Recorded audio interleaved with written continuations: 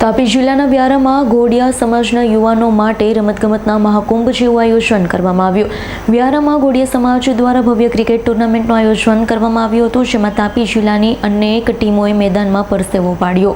Tournament સમાપન પ્રસંગે ધારાસભ્ય મોહનભાઈ કોકણીએ ખાસ હાજરી આપી ખેલાડીઓનો ઉત્સાહ વધાર્યો। વ્યારાના મેદાન પર રમાયેલી આ ટુર્નામેન્ટમાં સમગ્ર તાપી જિલ્લાની ઘોડિયા સમાજની વિવિધ ટીમોએ ભાગ લીધો। રમતગમતની સાથે સમાજમાં એકતા વધે તેવા ઉમદા હેતુથી આયોજન કરવામાં આવ્યું। ફાઇનલ મેચમાં રોમાંચક જંગ જોવા મળ્યો।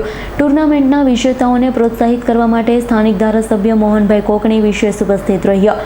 તેમના હસ્તે વિજેતા ટીમને ટ્રોફી એનાયત કરવામાં આવી। ઉપરાંત આયોજકો દ્વારા શ્રેષ્ઠ પ્રદર્શન કરનાર ખેલાડીઓને રોકડ પુરસ્કાર આપે સન્માનિત કરવામાં આવ્યા, જેવા યુવા ખેલાડીઓનો આત્મવિશ્વાસ વધે। વ્યારામાં રમાયેલી ક્રિકેટ ટુર્નામેન્ટ માત્ર રમત પૂરતી સીમિત ન રહેતા સમાજને જોડવાનું એક માધ્યમ બની હતી। જી સર, આજની જે ટુર્નામેન્ટ યોજાઈ છે તેના બાબતે બે શબ્દ આપતા। જી, તાપી જિલ્લામાં અમારો આદિવાસી સમાજ ઢોળિયા, ગામિત, ચૌધરી, કોકણી અને આદિમ જૂથ કોટવાડિયા, કોળઘા, કોચાઈ તમામ સમૂહ અહીંયા રહે છે અને દરેક સમાજ પોતાના સમાજ માટે ગર્વ હોય છે।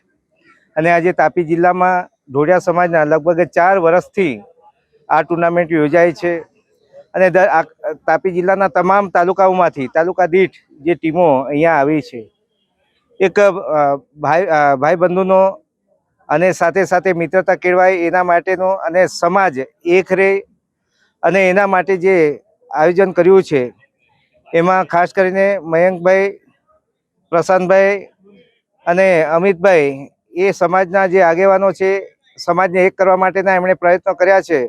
હું ખૂબ ખૂબ અભિનંદન આપીશ અને એટલા માટે અભિનંદન આપું છું કે હું પોતે પણ સ્પોર્ટ્સ સાથે સંકળાયેલો છું અને માત્ર ને માત્ર ફક્ત રમતગમતના જે ખેલાડીઓ છે એ રમતગમત સાથે જ નહીં, પરંતુ તમામ આયામો સાથે યુવા ધન જે છે એ જોડાય અને એના થકી આજે હું પોતે ધારાસભ્ય પણ બન્યો છું।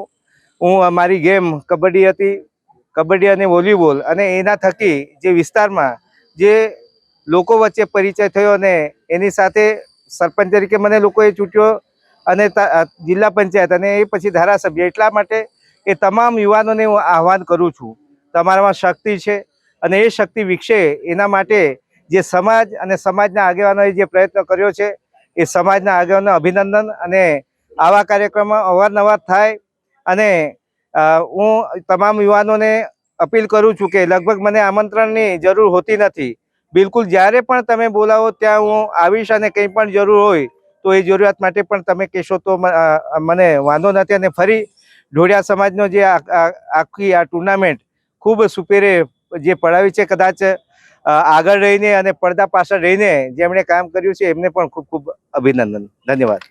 Bureau report, S9 news, Tapi. અમારી તમામ માહિતીથી અપડેટ રહેવા માટે જોડાયેલા રહો S9 ન્યૂઝ સાથે।